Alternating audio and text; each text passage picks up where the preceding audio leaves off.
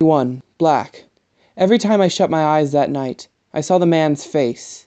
The shadows moved around under my eyelids until he came out clear. I'd look over every line and bump, and sometimes he'd stare straight back at me. I couldn't figure out where I knew him from, but seeing his face that way made me feel like he was still alive. I wouldn't go out of the house for anything the next day. I watched the news on TV and listened to the radio, waiting for a story about a man who got killed in a Queens stick-up. But there was nothing. Eddie didn't call me all that day. I didn't dial his digits either. I helped my sister with her homework and folded some clothes in my room. When my mother saw that I wasn't going out that night, she asked, "What's got you pinned down inside this apartment on a Saturday night?" I looked at her like I didn't know what she was talking about. "Let me hear it," she demanded. I told her I was saving my strength for the game against Grover Cleveland on Tuesday night, that at least 3 or 4 college scouts would be there, and maybe I'd finally pick a school. But she didn't buy that. "I just hope it's a girl you're hiding out from and not some street gang," she said straight out. Eddie's sister Rose called me on Sunday. They had cousins visiting from Long Island and were taking them to the movies. Her mother was making Eddie go too because it was family, so Rose invited me too. She even talked her mother into buying my ticket. I had it bad for Rose and thought she felt the same. She would kiss me on the cheek almost every time I saw her, and when Eddie wasn't around, she'd catch the corner of my lips and give me a sexy smile. Rose went to school at LIC with Eddie and me, but was a year behind us. Eddie caught me staring at her from behind one time. I didn't know how to pretend that I wasn't, so I didn't even try to come up with an excuse. He just shook his head and said, "Don't even think about it, Black. Don't even think about it." I never thought about going out with a white girl before. Every girl I ever went out with was black, but my best friend was white, so I didn't see the difference. Eddie rang me a half hour after Rose, worried as death. He said Rose and the cousins wanted to see something that was playing at Kaufman Studios. That was just across the street and down the block from where we shot that man. He tried to talk them into seeing another flick or going to a different theater, but they wouldn't budge. I was nervous about going back there too, but I cut my hands around the phone and told him it would be all right, that maybe we could find out what happened. We met at the bus stop across the street from my house just after 4 o'clock. Their cousins had never seen the projects before and were looking around like they had just landed on another planet. Rose showed them the police station built right into one of the buildings. There were a couple of squad cars and some scooters parked outside. I gave Rose a wink and said, "Without those cops on scooters, it would be a jungle out here." Rose was laughing under her breath, but Eddie wouldn't smile. I tried to keep him loose, but something was pulling hard at me too. I had to know where I saw that man before. I kept thinking I had it, but it would slip out of my head with the sound of every car that zipped past. The buses run slower than snails on Sunday, and it was brick outside, wind and all. For a second, I thought about putting on my gloves. Then it sunk in all over again. The number 66 bus finally showed. I lifted my leg for the first step, and something settled in my brain. I could feel my insides go numb, but I kept on climbing. By the time I reached the top and heard Eddie's change going into the box, I knew the man we shot was a driver on the 19A that ran past my house. I looked up and could see his black face pasted on the man who was driving. Rose wanted to sit up front, but I pushed everyone as far back as I could. Then the bus started to roll again, and we all had to grab fast for something to hold on to. There were plenty of seats, but I wouldn't sit down for anything. I stood up with both hands wrapped around the civil rail over my head. The sweat was starting down my face, and I felt it sick to my stomach. I thought I was going to throw up. I almost never rode the bus, so I didn't know how I remembered that driver. I could walk to school in the time it took to wait on the 19A in the morning. I'd get on with my mother to go shopping and took it with a team to subway stations when we had road games. There was no way he could have remembered me. He probably saw 1,000 people get on and off his bus every day, but I remembered him. The bus turned off 21st Street and started down 35th Avenue to Kaufman Studios. Eddie was staring out the window. I wanted to tell him about it, but everyone was between us. When Eddie finally looked up, I pushed my jaw out at him like it was going to explode. He leaned over to me, but Rose said my name out loud and we both backed off. We got to our stop and I went straight for the back door.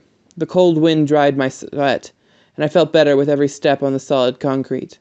I grabbed Eddie around the shoulder and pulled him off at the side. "He's a bus driver from right around here," I whispered to him. "I know it now. I've been on his bus." Eddie slipped out from under my arm. Then he turned back to me and said, "He had to be somebody." It was less than a block before we had to turn on the next street and see that parking lot. I raised my eyes and saw the sign for the movie. The lights were turned up bright, and there was a flashing neon arrow pointing around the corner. I couldn't look, so I watched Eddie's face as we turned. His eyes zeroed in on the lot. Then he looked back at me with a face that was almost normal. That's when I checked it out for myself. The car wasn't there. There was no police tape or crime scene marked off. There weren't any flowers or crosses that got put up when somebody dies out on the street. It was all calm, like nothing jumped off there 2 nights ago. Next thing I knew, Rose was buying the movie tickets. I recognized the kid working the door from school. He ripped our tickets in half and gave us back the stubs. He looked up at us and said, "Black and white, enjoy the show." Eddie nodded his head to me and put a big smile across his face. We found the theater where the movie was playing. The lights went out just before we got to our seats. The two cousins went into the row first. Then I followed behind Rose with Eddie sitting on the end. We saw The Count of Monte Cristo. Rose and the cousins were the ones who picked it out. They said that sooner or later everybody had to read that book for school, so why not see the movie first? I really got into the story and almost forgot about everything else. Eddie started to ease up too. I heard him pulling hard for the hero during the sword fight scenes. I took turns with Rose sharing the armrest between seats, and sometimes our elbows fit in together. When we left, Eddie took us around the far corner away from the parking lot. The last time Eddie and me were on those streets in the dark, we were running in different directions. But everything was all right now. We were side by side, breathing easy. Everybody was talking about the movie and how much they liked it, and none of us could believe how one friend turned on the other that way, especially Eddie. But we all thought it was right on the money how that bastard got what was coming to him. We swung back around to 35th Avenue, but there was no bus in sight, so we started walking. We were 2 or 3 steps down when one finally came up behind us. Eddie and me looked at each other for a second, then we dropped our heads until we saw that the bus driver was white. That night, I dreamed about my father. He left right after my sister was born. I hadn't seen him since I was a little kid. My mother was so pissed that she didn't keep a single picture of him, so I didn't have a handle on what he looked like anymore. In my dreams, I was always looking straight ahead, and he was standing next to me, with a hand on my shoulder. My dreams about him were always the same. We'd be in the park or someplace thick with trees, then we'd laugh about something and start to race. I'd run as fast as I could, and I could feel him right behind me. No matter how tired I got, I'd keep pushing myself. I'd wake up from those dreams the same way every time, breathing hard with my heart pounding. The next morning, I walked the side streets to school off the bus route. Eddie and me never left for school together. We tried it for a while 2 years back, but one of us always wound up waiting on the other and getting steamed. I didn't see Eddie until third period in English class. Mrs. Sussman was our teacher and assigned us seats on opposite sides of the room. Eddie and me had her once before as freshmen, so she was wise to our act and wouldn't let us sit together. I was already copying the work on the board when Eddie got there just after the bell. Mrs. Sussman gave him a late mark and he didn't argue. Eddie would always try to change her mind with some story, but he just took the hit. We caught each other's eye a couple of times during class. Then Eddie cracked a joke off some kid's stupid answer. He turned straight towards me to laugh. I howled right along with him until Miss Sussman gave us both a 0. Eddie's mother was checking program cards on the way into the cafeteria. She worked at LIC as a school aide. She used to be in our old junior high school, too. Then she transferred over when Rose got here. "This is my second son," she told the teacher, working the door with her. "He's my illegitimate second son," she said, hugging me around the neck. Eddie's mother was always playing around like that. She'd tell people about me. "He watches my TV, he eats my pasta, and he doesn't give me a dime for any of it. He must be my other son, my black Italian son from Sicily. That's just a stone throw from Africa." It didn't bother Eddie one bit that his mother worked in our school. I loved my mother more than anything, but I wouldn't want to be running into her in the halls or have her hanging around my teachers. Nobody would. But Eddie didn't act any different around his mother. He was always the same, either way, and I respected him for that. We finished the day in math class together. The teacher there had assigned seats too. Eddie sat right in front of me. Math was always the hardest subject for Eddie, but he had to pass to play ball. I knew my formulas cold and helped him study. When we had multiple choice tests, Eddie would lay his pen down on any problem that had him stumped. Then I'd kick the back of his chair to let him know what answer I had. It was always 1 kick for A, 2 for B, and 3 for C. After class, we went up to the gym to basketball practice. Our lockers were right next to each other, and we took our time changing. We knew that Casey wouldn't run us hard because of the game the next night. Casey was the head basketball coach and an assistant coach on the football team. He did everything he could to make sure none of his basketball players got banged up too bad during football season, especially Eddie and me. Casey got college scholarships for lots of kids from our neighborhood, but none of them made it to the pros yet. That's where Black and White was going to be different.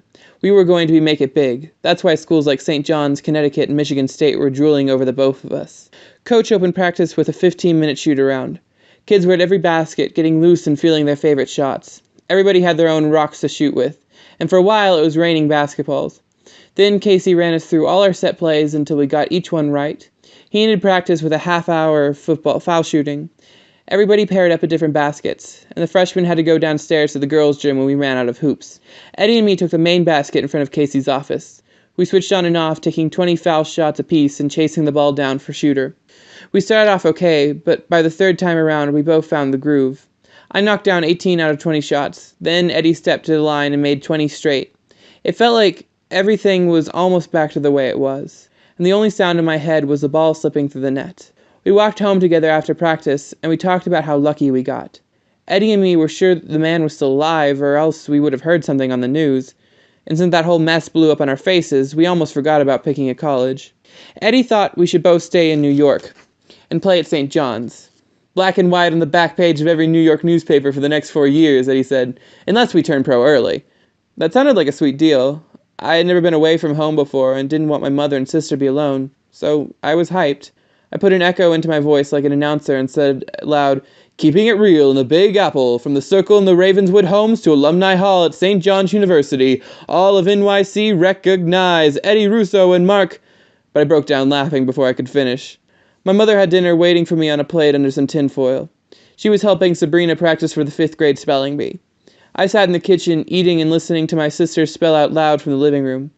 I closed my eyes and took a deep breath. When I opened them again, everything was still all right.